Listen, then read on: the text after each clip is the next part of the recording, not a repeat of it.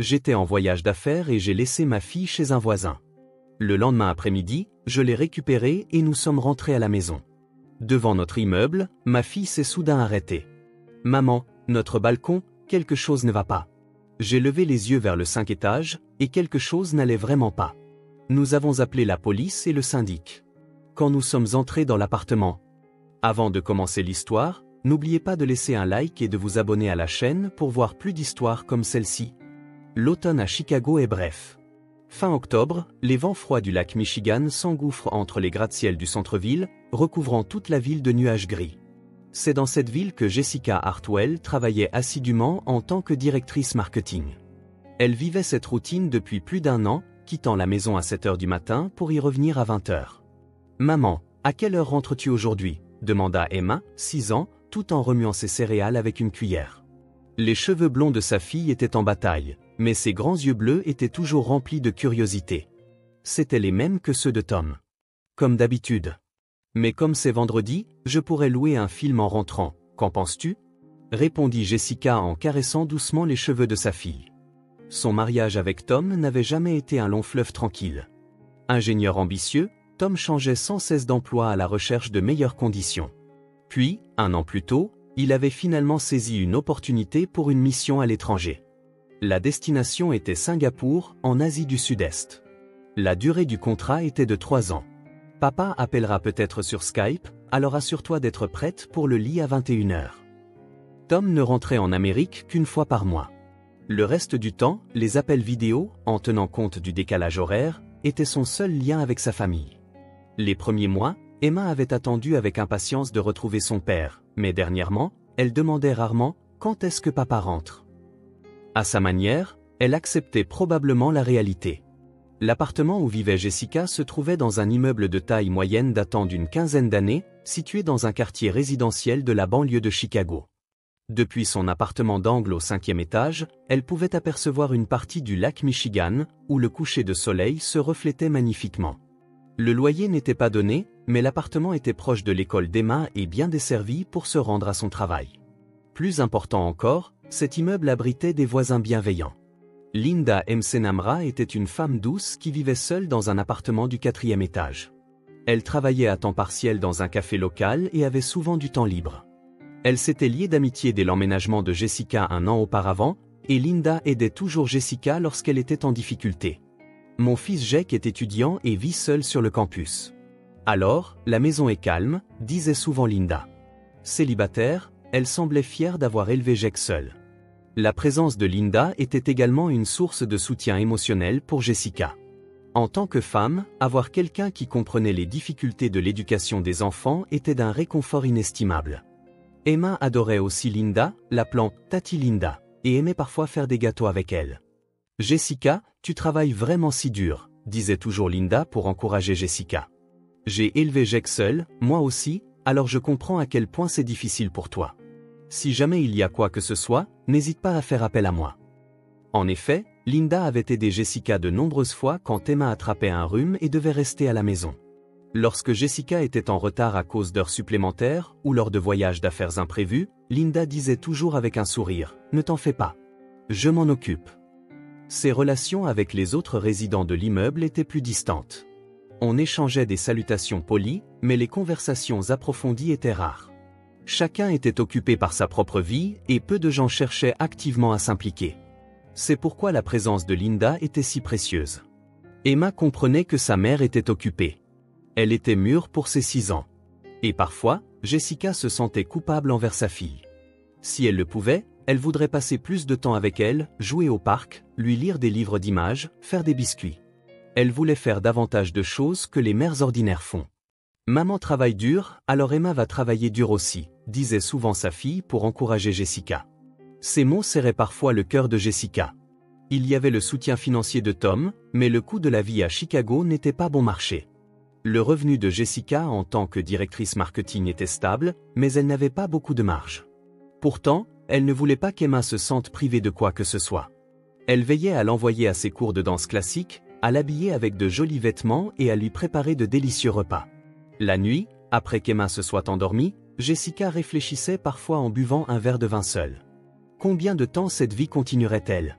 Quand Tom rentrerait-il? Était-elle une bonne mère? Des questions sans réponse se bousculaient dans son esprit. Pourtant, au lever du jour, une nouvelle journée commençait. En voyant le sourire d'Emma, toutes ses angoisses se dissipaient comme du brouillard. Pour protéger cette petite famille, Jessica continuerait à se battre. Ce mardi après-midi, Jessica examinait la proposition de campagne du mois prochain à son bureau. De son lieu de travail, au 23e étage d'un gratte-ciel de Chicago, elle pouvait admirer une vue panoramique sur le magnifique paysage du bord du lac. Cependant, elle n'avait pas le loisir de se laisser captiver par ce décor. Les exigences du client étaient strictes et la date limite approchait. Le téléphone sonna. L'écran affichait le nom de son supérieur, Mark Richard. « Jessica, peux-tu venir dans mon bureau tout de suite ?» Il y avait de l'urgence dans la voix de Mark. Jessica mit sa proposition de côté et se dirigea vers le bureau de son supérieur, sa tasse de café à la main. « Assieds-toi, s'il te plaît. Je suis désolé de te prévenir si tard, mais j'ai besoin que tu partes en voyage d'affaires à Los Angeles pour 2 jours à partir de demain, dit Mark en enlevant ses lunettes et en se massant les tempes. Un nouveau client de la côte ouest veut nous rencontrer en personne. Ce projet est extrêmement important pour l'entreprise et nous avons besoin de ton expertise. » Le cœur de Jessica s'emballa. « À partir de demain ? » ?»« C'est exact. J'ai réservé le premier vol demain matin. Tu y passeras une nuit et tu pourras rentrer jeudi soir. » Mark avait l'air désolé. « Je sais que cela pose des problèmes pour ta situation familiale, mais si nous réussissons ce projet, ce sera un grand plus pour ta carrière aussi. » Jessica calcula rapidement dans sa tête. Demain, c'était mercredi et Emma avait école. Elle devrait contacter Marie, sa babysitter habituelle. Il faudrait qu'elle garde Emma jusqu'à tard le soir et s'occupe d'elle jusqu'à jeudi soir. D'accord. J'irai. En quittant le bureau, Jessica appela immédiatement Marie. C'était une babysitter fiable qui vivait dans le quartier. Emma l'appréciait beaucoup et Jessica pouvait toujours lui confier sa fille en toute tranquillité. Cependant, la voix de Marie au téléphone était faible. « Jessica, je suis vraiment désolé. J'ai un rhume depuis hier et ma fièvre ne baisse pas. Le médecin m'a dit de me reposer un moment. Je ne peux pas accepter cette fois-ci, je risquerais de le transmettre à Emma. » Le cœur de Jessica se serra. Elle ne pouvait penser à aucune autre babysitter de confiance à part Marie. Même en cherchant d'autres services, c'était trop soudain. Elle ne pouvait pas laisser Emma seule à la maison. « Ce n'est pas grave, Marie. Prends bien soin de toi. » Après avoir raccroché, Jessica réfléchit à d'autres options. Les parents de Tom vivaient en Floride, et il n'était pas réaliste de leur demander de venir si brusquement. Sa propre mère était décédée 3 ans plus tôt, et elle avait peu de parents sur qui compter. Toutes ses amies travaillaient aussi, et il serait difficile de leur demander de garder un enfant pendant 2 jours à l'improviste. Sur le chemin du retour, Jessica pensa à Linda. Sa voisine toujours si gentille pourrait peut-être l'aider. Mais demander à quelqu'un de garder un enfant pendant 2 jours ne serait-ce pas un trop grand fardeau? Lorsqu'elle arriva à l'immeuble, Linda se trouvait par hasard devant les boîtes aux lettres au rez-de-chaussée. Elle portait son uniforme de café et semblait rentrer du travail. « Bonjour, Jessica. » « Bonne journée de travail », la salua Linda avec un sourire chaleureux. « Bonjour, Linda. Bonne journée à toi aussi. Si tu as un moment, j'aimerais te parler de quelque chose. » Linda accepta volontiers, et les 2 femmes se dirigèrent vers son appartement au 4e étage. L'appartement de Linda était rempli de décorations chaleureuses, avec des coussins et des courtes pointes faits main disposées un peu partout. Des photos de son fils Jake étaient affichées sur les murs, et sur la photo de remise de diplôme, Linda avait l'air fière. « Je te fais un café ? » ?»« Non, ne te dérange pas. En fait, je suis venue te demander un service, » commença Jessica, d'un ton d'excuse. « J'ai un voyage d'affaires imprévu et je serai absente de demain jusqu'à jeudi soir. Ma babysitter habituelle est malade et ne peut pas venir, et je suis très embêtée pour Emma. » Linda écouta avec une réelle préoccupation. « C'est compliqué. Emma à école, n'est-ce pas ? » ?»« Oui, elle ira à l'école normalement le matin, mais je rentrerai tard le soir. » C'est vraiment une demande déraisonnable, mais si tu as le temps. Avant que Jessica ne puisse finir, Linda leva la main pour l'arrêter. « Bien sûr que je vais m'occuper d'elle. » La réponse de Linda fut immédiate. « Emma est une enfant adorable, et j'aime passer du temps avec elle. Ne t'inquiète pas. Vraiment ?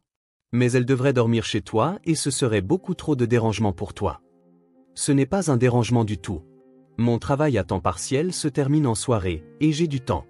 Je m'occuperai d'Emma ici et je gérerai les allers-retours à l'école. Nous dînerons ensemble aussi. L'expression de Linda semblait sincèrement bienveillante. Tu travailles si dur, alors s'il y a quoi que ce soit que je puisse faire pour aider, je serai heureuse de le faire. Le cœur de Jessica se remplit de gratitude. Linda, merci beaucoup. Je ne sais pas comment te remercier. Tu n'as pas besoin de me remercier. Entre voisins, on s'entraide quand on a des problèmes. J'aurai peut-être besoin de ton aide un jour, moi aussi. Ce soir-là, Jessica expliqua le voyage d'affaires à Emma. Maman, tu vas à Los Angeles pour le travail? Tu prends l'avion? Demanda Emma avec intérêt. C'est ça. Mais ne t'inquiète pas. Tati Linda sera avec toi. Je reste avec Tati Linda? Youpi! Emma applaudit de joie. Tati Linda est douée pour faire des biscuits, alors peut-être qu'on en fera ensemble. En voyant la joie innocente de sa fille, Jessica se sentit soulagée. Emma faisait vraiment confiance à Linda et semblait se réjouir de passer du temps avec elle. Le lendemain matin, Jessica se leva tôt et prépara les affaires d'Emma. Des vêtements de rechange, une brosse à dents, son animal en peluche préféré, des livres d'histoire pour le coucher. Elle rangea tout dans une petite valise. Emma, sois sage chez Tati Linda.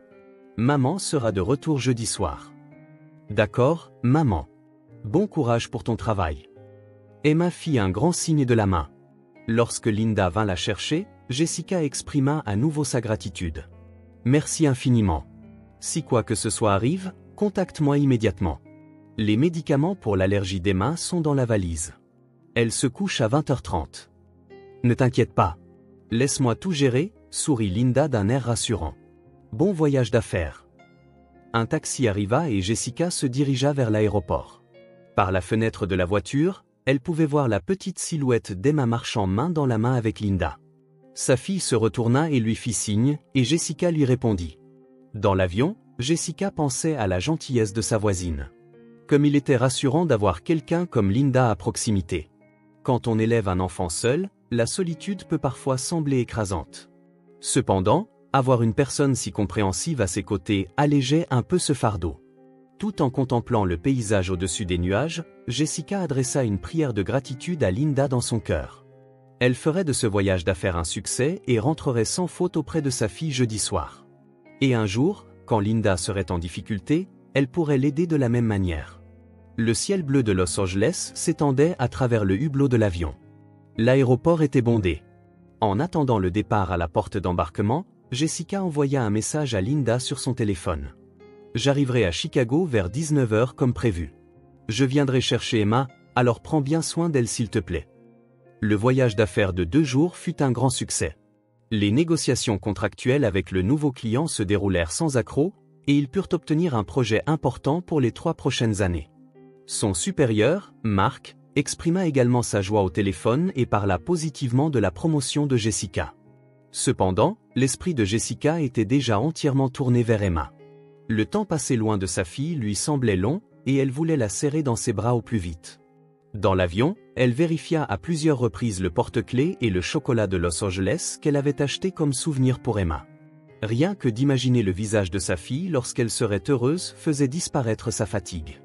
Linda avait envoyé des messages quotidiens avec des photos montrant qu'Emma passait du bon temps. Des photos d'elle jouant au parc, faisant des biscuits ensemble, se faisant lire des histoires. Jessica était sincèrement reconnaissante pour l'attention attentionnée de Linda. Elle arriva à l'aéroport OR de Chicago à 18h30, un peu plus tôt que prévu. La ville au crépuscule était magnifique, et le vent du lac Michigan lui caressa la joue. Dans le taxi, Jessica contacta Linda pour l'informer de son arrivée. « Jessica, bon retour à la maison. Emma attendait ton retour avec impatience. » La voix de Linda était chaleureuse. « Tu peux venir la chercher tout de suite. Nous avons déjà fini de dîner. » « Merci beaucoup. J'arrive tout de suite. » Une fois arrivée à l'immeuble, Jessica se rendit à l'appartement de Linda au 4e étage. Quand la porte s'ouvrit, Emma sortit en courant. « Maman !» Au moment où elle étreignit le petit corps de sa fille, toute la fatigue des 2 jours s'évanouit. Les cheveux d'Emma étaient toujours aussi duveteux, avec la même odeur sucrée. « Emma, tu ne t'es pas sentie seule sans maman ? » « Non, je me suis bien amusée avec Tati Linda. On a fait des biscuits. On a fait des puzzles aussi. Et elle m'a raconté plein d'histoires. » Emma continua de parler avec enthousiasme. Linda observait la scène avec un sourire. Emma a été vraiment sage. Il n'y a eu aucun problème. Linda, merci infiniment.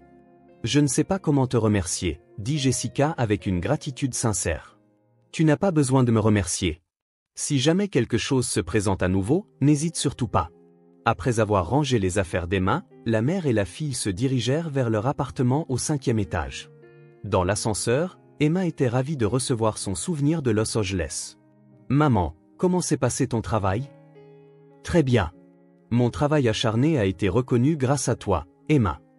Quand elles sortirent de l'ascenseur au 5e étage et marchaient dans le couloir, Emma s'arrêta soudainement. Maman, attends une minute. Qu'est-ce qui ne va pas, Emma? Sa fille avait une expression perplexe et pencha la tête. Il y a quelque chose d'étrange. Étrange?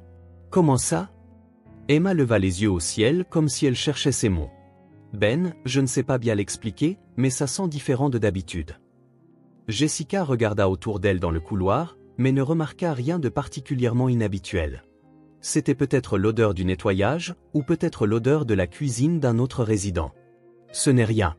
Quelqu'un est probablement en train de cuisiner. Cependant, lorsqu'elles arrivèrent à leur porte, Emma s'arrêta de nouveau. Cette fois, elle regardait vers le haut avec une expression sérieuse. Maman, notre balcon. C'est bizarre. Jessica suivit le regard de sa fille et leva les yeux au ciel. Quelque chose n'allait vraiment pas.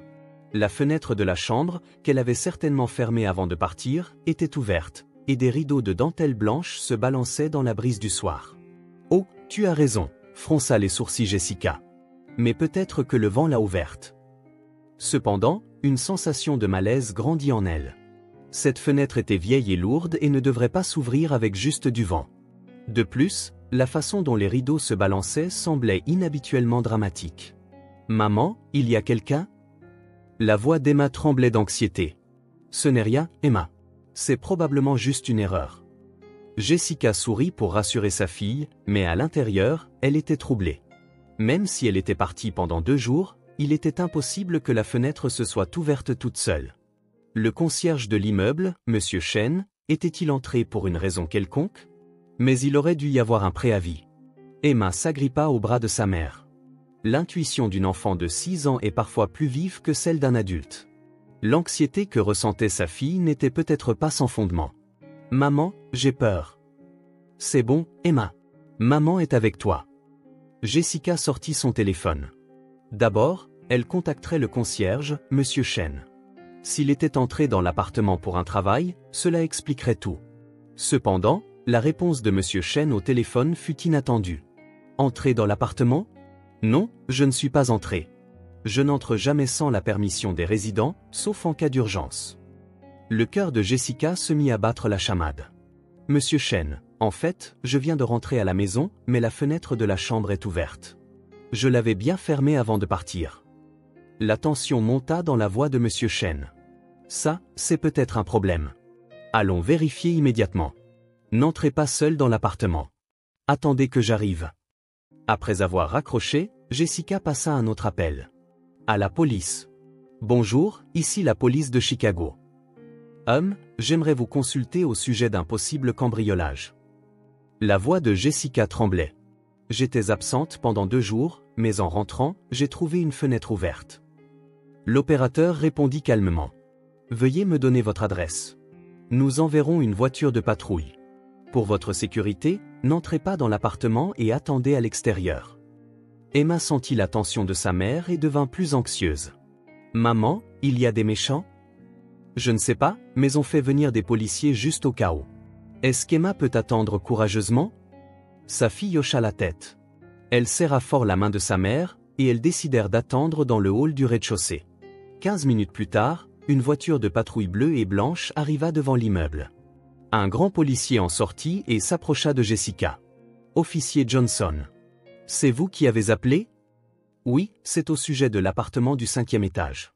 En rentrant de mon voyage d'affaires, j'ai trouvé une fenêtre ouverte. Juste à ce moment-là, le concierge, M. Chen, arriva également. C'était un petit homme chinois qui avait toujours été gentil avec elle. Je suis Chen. J'ai apporté les clés. L'officier Johnson confirma la situation.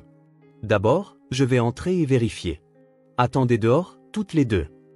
Emma serra la main de Jessica. Maman, ça va vraiment? Ça va. Le policier est là. Cependant, le cœur de Jessica était rempli d'anxiété. S'il y avait vraiment eu un intrus, qu'est-ce qui aurait pu être volé? Et pourquoi était-il parti en laissant la fenêtre ouverte? Elles entendirent des pas monter jusqu'au 5e étage. Puis, après une période de silence, la voix de l'officier Johnson résonna en bas. Veuillez monter. Nous devons parler immédiatement. Le ton de cette voix emplit Jessica d'un funeste pressentiment. Alors qu'elle montait les escaliers avec Emma, son rythme cardiaque s'intensifia. Quand elles atteignirent le couloir du 5e étage, l'officier Johnson attendait avec une expression grave. La porte de l'appartement de Jessica était grande ouverte, et elle pouvait voir l'intérieur.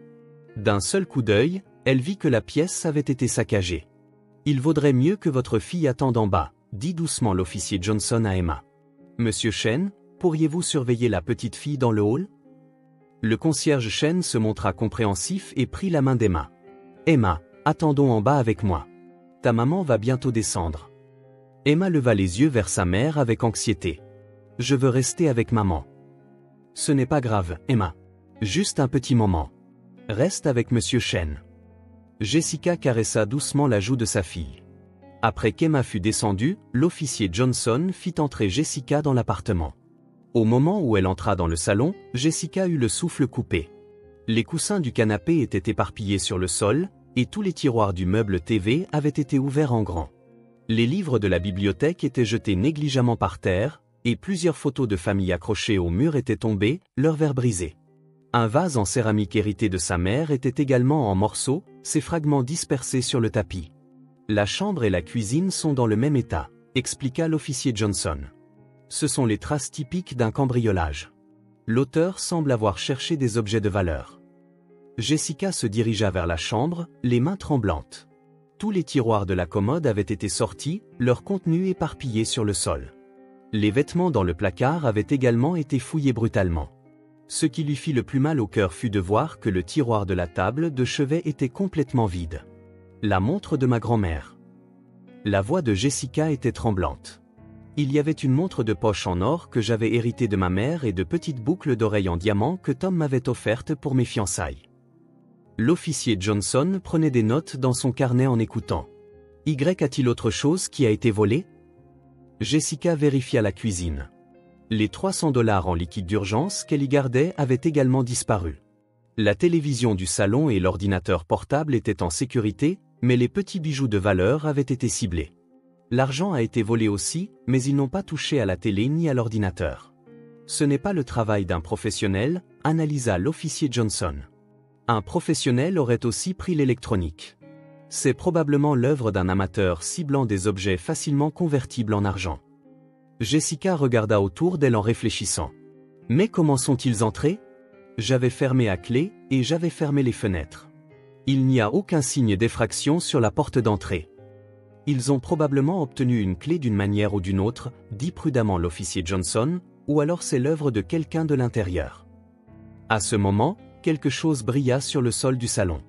Quand Jessica s'approcha pour regarder, c'était une petite carte en plastique. Elle la ramassa et vit que c'était une carte d'étudiant.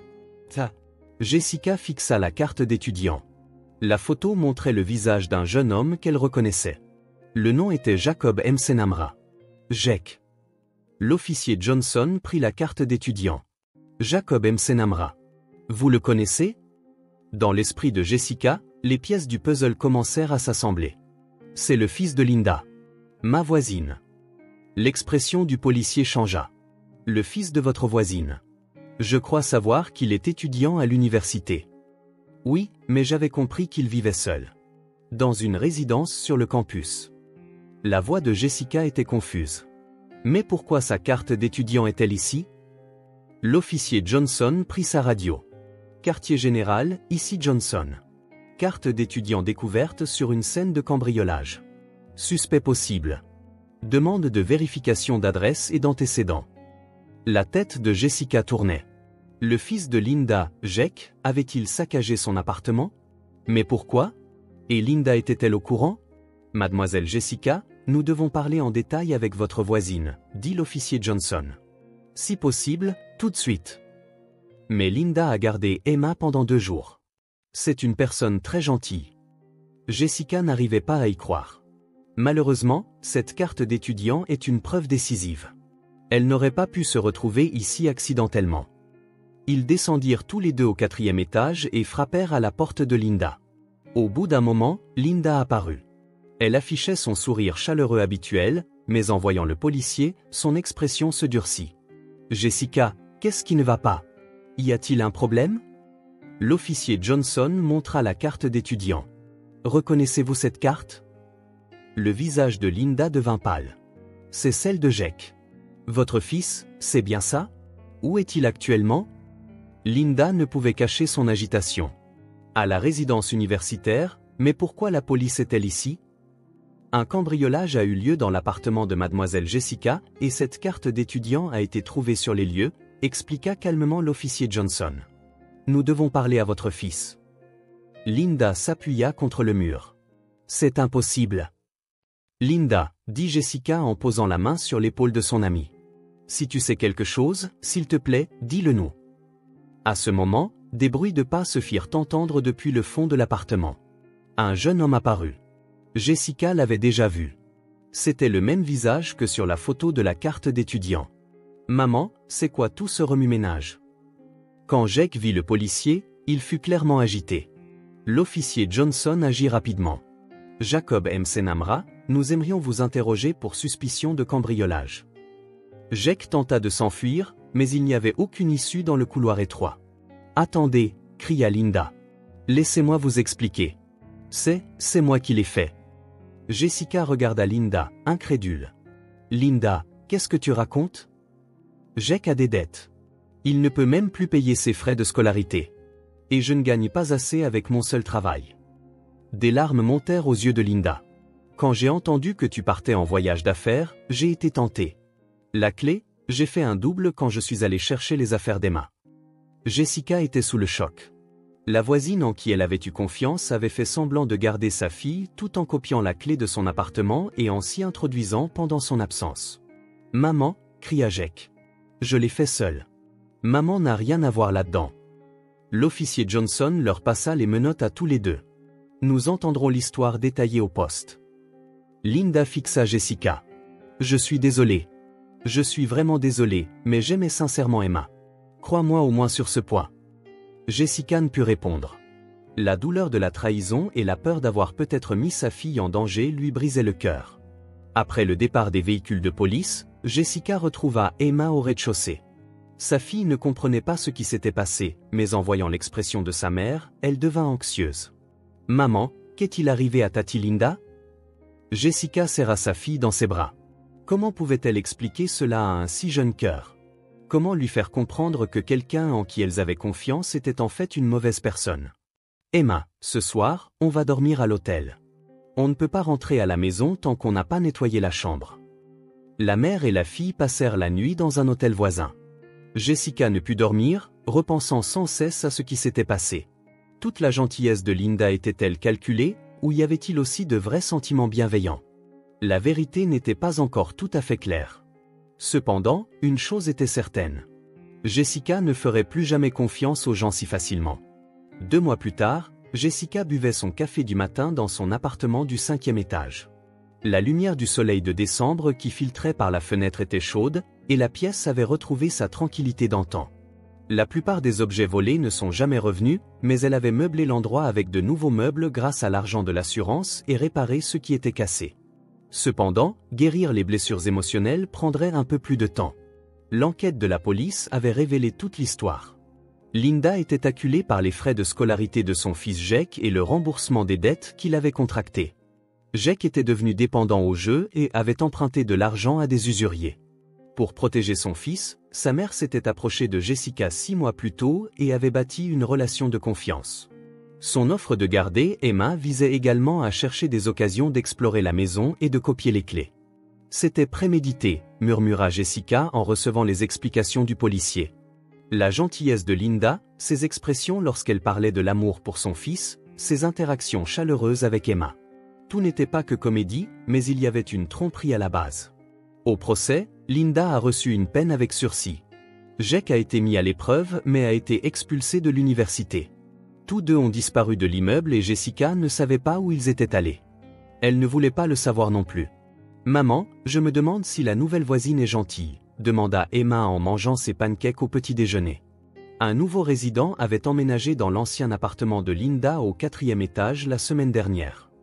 Il y avait eu des salutations polies, mais Jessica gardait prudemment ses distances. « Je ne sais pas, mais on peut prendre notre temps pour apprendre à les connaître. » Depuis l'incident, la façon de penser de Jessica sur les relations humaines avait changé. Elle ne faisait plus confiance aux gens aussi facilement qu'avant, mais en même temps, elle avait appris le vide de la méfiance envers tout le monde.